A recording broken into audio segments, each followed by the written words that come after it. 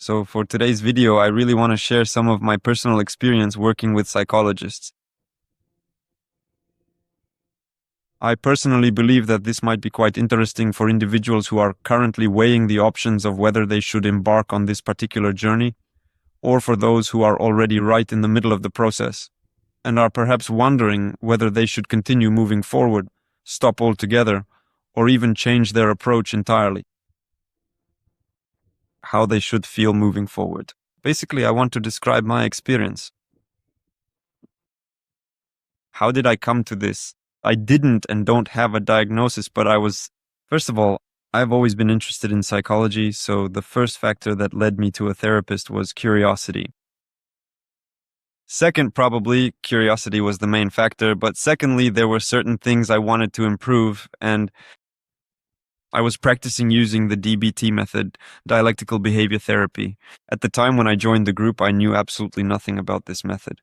And basically, I ended up in this group specifically for this method. I was participating in two groups at the same time. I'll talk a bit more about this later, what advantages there are and what drawbacks it has. When I came there, I had an interview, and during the interview, they asked me who I was and what my goals were. And I remember that among my goals, I mentioned that I wanted to better control my emotions. I think that's exactly how I put it. I said that I wanted my mood, which can change, to have less influence on my behavior. I want to be more stable. That's it. Well, I think I also mentioned that I wanted to improve my sleep. And overall, I just said that I'm interested to see. Oh, right, I remembered something else I said. I said that my moods often change. And sometimes I'm in a really good mood and sometimes in a really bad one. I said that I would probably like to calm these mood swings down a bit. Plus, I also said that I have, at that time, I had only one desired state, an emotional inner state that I liked, which would sometimes come to me but never stayed for long. And I remember that back then it was an interview. I went through it probably about 2 years ago now. It will soon be 2 years since I did that interview. Then I immediately joined the interview. In two groups, I participated in two groups. And my whole practice lasted for half a year. I think I had 2 or 3 long sessions a week. That's it. In one group, they told me that under no circumstances should you participate in dual groups. You can only be in one. But in the other group, they said, wow, good job. Of course, you should do dual groups. It will only benefit you. From my side, I can say that joining that group, it has its own advantages and disadvantages.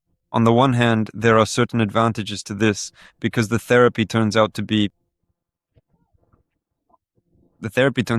more the wind knocked over the camera. How can we avoid this next time? The therapy turns out to be more, all right, I hope this doesn't happen again. The therapy turns out to be more intensive. It's better to shoot with wry hands, that's it. On the one hand, the therapy turns out to be more intensive. Like this, it's impossible to even exist. Let's do it this way. All right, I'm back with you. Therapy becomes more intensive when you participate in two groups at the same time, but on the other hand, it's also harder. Simply because therapy is somewhat like physical exercise, and it's better not to exceed a certain amount. Workouts per week, especially if each of those workouts is quite intense, a similar analogy. So there are both pros and cons. I think there are actually more. The pros and cons, I might talk about them a bit later, specifically relate to this method. I'll jump ahead right away and tell you what results I achieved, and I'll say right away that I got more than I expected. And not only did I get more, but everything happened a bit differently than I thought it would. Honestly, I don't remember much of what I was thinking back then, and I regret that I didn't keep a really detailed journal. Now, I would actually be interested to look at it. First of all, it would be useful to look at the list of my requests that I made beforehand, and also, roughly speaking, my really detailed experiences, what I thought, how I expected the processes to go, what result would I get. Not only did I get more than I expected, I got it in a slightly different form than I anticipated, but overall, That was to be expected because when we're talking about therapy, about psychological work, it's really about transformation. That is, the personality changes, the person changes. And when a person changes, they can't know in advance what will be on the other side of those changes. That's the essence of transformation. If I knew what would happen after the changes, then there would be no need to change at all. It would already be within me. But here, some changes happened that, of course, I didn't expect to be exactly like this. And I believe that I am very satisfied with the result. That's the first thing. Phew, it's falling. What kind of wind is this? The heat has come and the wind too. There you go. Second, the changes are still happening. That is, I've finished this cycle of, so the practicum ended a year ago, but I continue to feel changes. I continue to carry within me those skills, those ideas that were planted in me. They're like seeds. And even now, I just want to say that I keep changing under their influence. Those 2 or 3 years were very hard. There were many times when it seemed, many times I'm surprised that I made it to the end. I'm an impatient person, and back then I was even less patient, so the fact that I stuck it out until the end in both groups, endured it all, and didn't miss a single class. There's something about it, I don't know. It's like my guardian angel was there, as if he was pushing my head into Zoom every time and saying, sit and do what you're told. Because in reality, well, to put it mildly, it was hard for me. I often felt that what I was doing was absolutely useless. Sometimes it seemed to me that I was just being scammed for money and that they were selling me some kind of nonsense, to put it mildly, that all of this was some kind of brainwashing, that they were imposing things on me that made me not myself, that it was some kind of artificial stupefaction. Well, in short, my mental state was really affected. My mind resisted, plus on top of that, I was just simply tired because I kept working. I kept going, well, my life just went on as usual. At the same time, I had to attend these classes, I had to keep a journal, and I had to practice every day. In short, that's the third thing that was really hard. And the fourth thing, not only was it extremely difficult, but the results that slowly started to appear, they certainly didn't come right away either. That is to say, I think the very first positive effects that I actually felt, they, well, they finally came to me around the fourth month, or maybe even a bit later than that. So for the first few months, at best, I would just nod my head and agree with the therapist. Yes, I have my own inner interest, a curiosity about psychology. That is, overall, the topic itself is interesting to me. Maybe that's why I enjoyed doing it. In a way, that's what kept me going, just plain curiosity. Plus, that's the kind of person I am. I kind of like, yeah, to experiment, to learn something new. And I actually liked the very idea that, in theory, some kind of change should happen inside me, right? In me, in my life. And I think maybe that kept my interest going, and I kept believing that something would eventually happen. And it started happening in the fourth month. And as I said, it's still happening to this day. Now, about the method itself. I didn't know anything, not about any kind of therapy, really not about any at the time when I joined the group, the method of dialectical behavior therapy. Now I know a little more about it, that's all. But again, I'm not a therapist or a psychologist. I really love these topics. I read a lot of articles, but I don't have any formal education. So I feel that what I'm saying isn't some kind of scientific fact. It's my experience plus my plain curiosity, something I've read here and there, picked up along the way. A lot about the method. The method, dialectical behavior therapy, grew out of the method of cognitive behavioral therapy. This therapy is one of the few and one of the most popular in the world. One of the few with proven effectiveness. So what does proven effectiveness mean? It means that people who underwent this therapy achieved results more often than with the placebo effect. Considering the placebo effect, because people often talk about the effect. Placebo, ha ha ha. In reality, the placebo effect is actually a very powerful effect. And therapy or medications that outperform placebo are considered proven. That's what is generally called proven good effectiveness. That's why this method is very popular. It originated in the USA, was born in the USA, and is developing in the USA to a large extent. and insurance companies really like it because it has proven effectiveness. It is very often prescribed to people with depressive disorders. And with anxiety, well, with anxiety disorders, as it would be correctly said in Russian. Borderline personality disorder also responds very well to it, especially it's often used for that. In cases when it's combined with medication, in other words, it works best when both medication and therapy are used together. Again, when I went there, I didn't have borderline personality disorder or anything like that, although I should say I did describe my symptoms, well, my complaints. So regarding my mental state, they would tell me, oh, maybe you have this or that, maybe you should try these pills. But I always had some kind of prejudice against that. I never wanted any diagnoses, any pills, and I managed without them, and now it happens much less often. I don't have any at all. The symptoms I described back then, yes, sometimes there are anxious moments that just come out of nowhere, like sudden heart palpitations or insomnia or something like that. But sometimes there are certain emotions. For no reason, you get swept up by positive or negative hypomanic feelings. Well, anyway, now I've learned all the cool terms, yeah. Back then, when I described them, people would say, yeah, maybe you have some mild personality disorder or something like that. But I didn't accept any of that and stuck to my own view that I'm just a person who came here who already has things going well but wants things to be even better. Overall, that's exactly what happened. Now, let's go a little deeper into the method, specifically DBT, exactly in the form that I went through it. I went through it in 2 online groups. Most of the people in the groups with me had diagnoses. There were probably people I don't remember very well anymore, but I was in the minority. Most people had diagnoses, I think. And despite the fact that I participated in 2 completely different groups, the instructors, the therapists, did not know each other. They were not acquainted. They taught very similar things. In other words, the course was almost identical. As I understood it, I've read a bit about the course. What we went through was a sort of textbook DBT without any variations. Just as it was passed down from the founding fathers, so to speak, that's exactly how we studied it. And actually, I really like it. I'm recalling it from memory now. I didn't prepare for this. I'm going to recall it for you from memory now in this video. We had a module, it's called a module, which lasts about 2 weeks or sometimes a different duration. Well, a certain number of sessions dedicated to.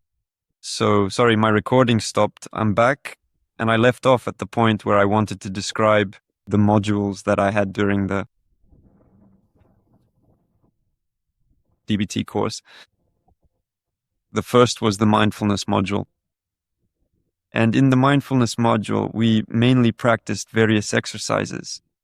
These were about how to observe yourself and understand your own states. There were many different meditative practices, including breathing exercises, body awareness, and also reading, so to speak, your emotional states. I got a bit carried away talking. And then next we had the next course module, I think, was about what is called emotion regulation. That was mainly what it was about. To be honest, all of these various techniques that we've discussed, I mean, they are all fundamentally based on the core principles of mindfulness. That's the root of everything, because in emotion regulation, that's what a person is doing.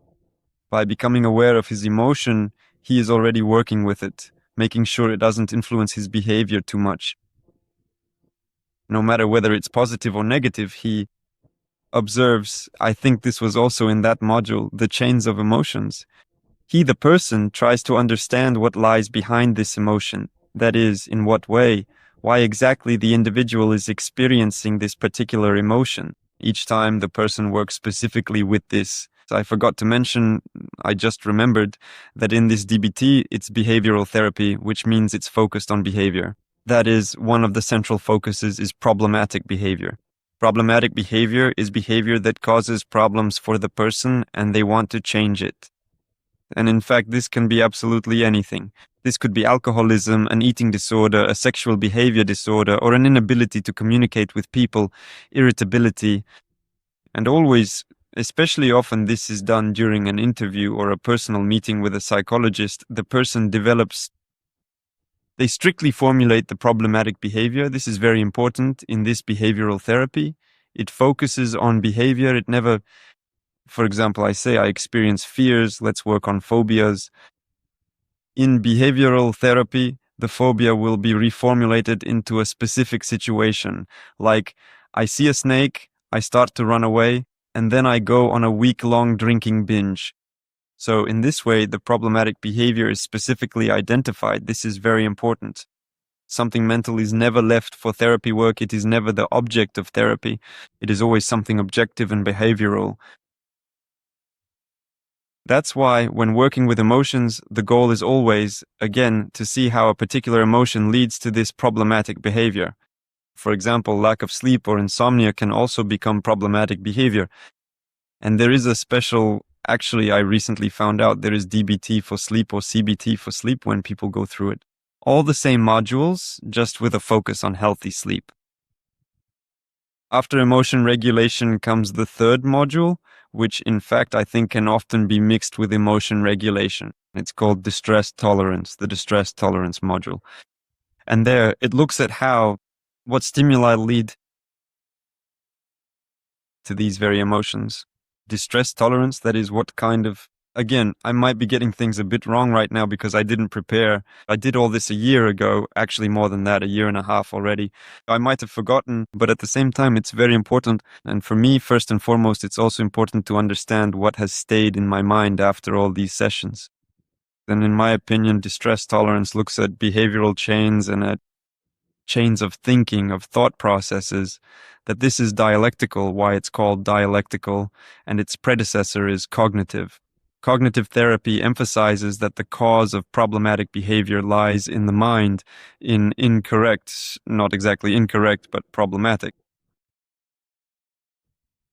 beliefs a person holds, that a person has certain beliefs which lead him to problematic behavior. That's why if you read on the internet, especially in English language sources, you'll see how many people dislike cognitive therapy, especially this kind of cognitive therapy, because it's often called the most gaslighting therapy in the world. Because very often, in principle, you can get the feeling, I saw this in many people I studied with, they had the feeling, and I had this feeling too, that they're basically just telling me, okay, you're thinking wrong, think positively, and you'll have a positive life. And you might get that impression, especially when working with these chains of thought that lead to negative consequences and improper behavior. It can seem like the therapist is basically gaslighting their patient, to put it bluntly, and telling them, you think this way, so that's why everything is happening to you. Think positive thoughts, and everything will be fine for you. In general, actually, that's more or less how it is. It's just not the most effective way to do it directly. To say it to a person like that. A person might be depressed and already know perfectly well that their thinking is ineffective. And telling them 10 times that their thinking is ineffective isn't really going to make things any easier for them. That's it. The third module. And the module on interpersonal relationships.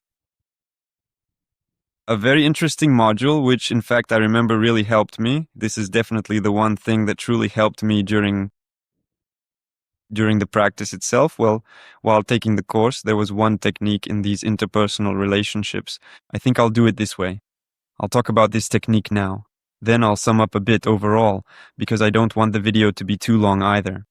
Maybe later I'll want to go through each individual module in detail, maybe a bit more thoroughly, and read a bit of literature about it.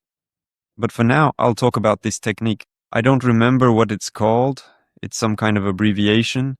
But the idea is that if you have a person in front of you and you want to get something from them, like to find something out, or to get them to make a concession, to ask them for something, or to refuse them, or just to interact with them effectively, there is a method for that. And this method, in my opinion, is both simple and brilliant. It actually, at one point in my personal life, it worked like magic because I used it. I just went to a class, learned about it, left the class, recorded a voice message using this method, and it worked. So the technique is this. When you have a person and you want something from them, what should you do? First, you describe the situation to them. You tell them this and that is happening. Here's what the specific situation is right now. What example should I give? Well, for example, I don't know, maybe you want to get a higher salary at work. Or you're asking a girl out on a date when she's already turned you down several times and you're asking her again. Which example should I choose? All right, let's go with the salary example. Describe the situation. You come in and say, first, the method. The first task is to describe the person's situation.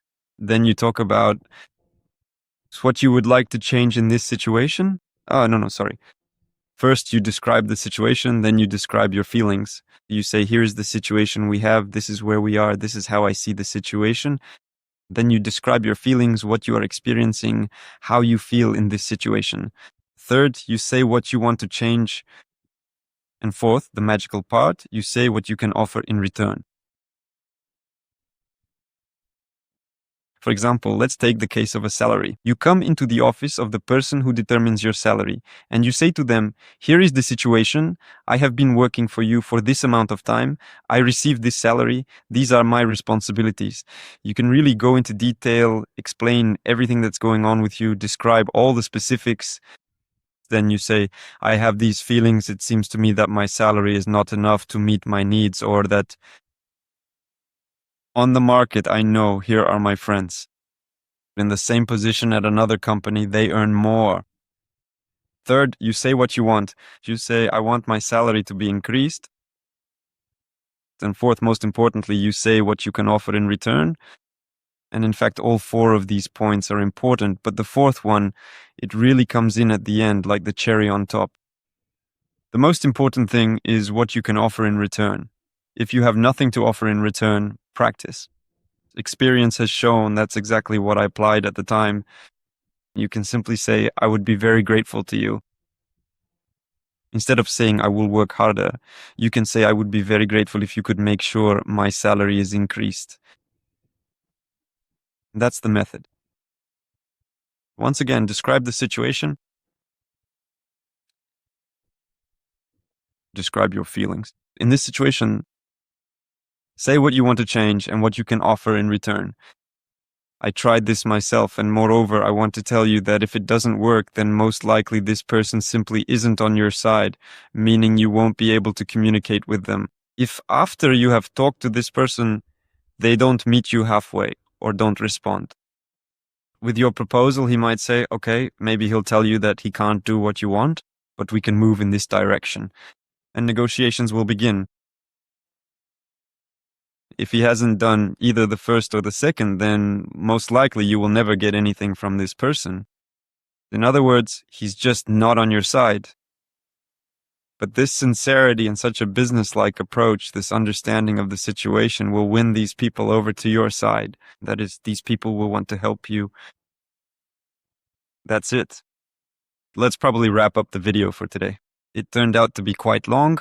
I'll also mention that there were 4 things that surprised me in practice. The first thing was that it was very difficult. The second thing was that I wanted to finish, kind of wrap it up sooner, but I stuck it out. Third, the effect didn't come right away. Fourth, I'm still experiencing it to this day. I feel like I forgot something else, but anyway, at the beginning of the video, I listed in more detail the things that surprised me about this practice I was doing.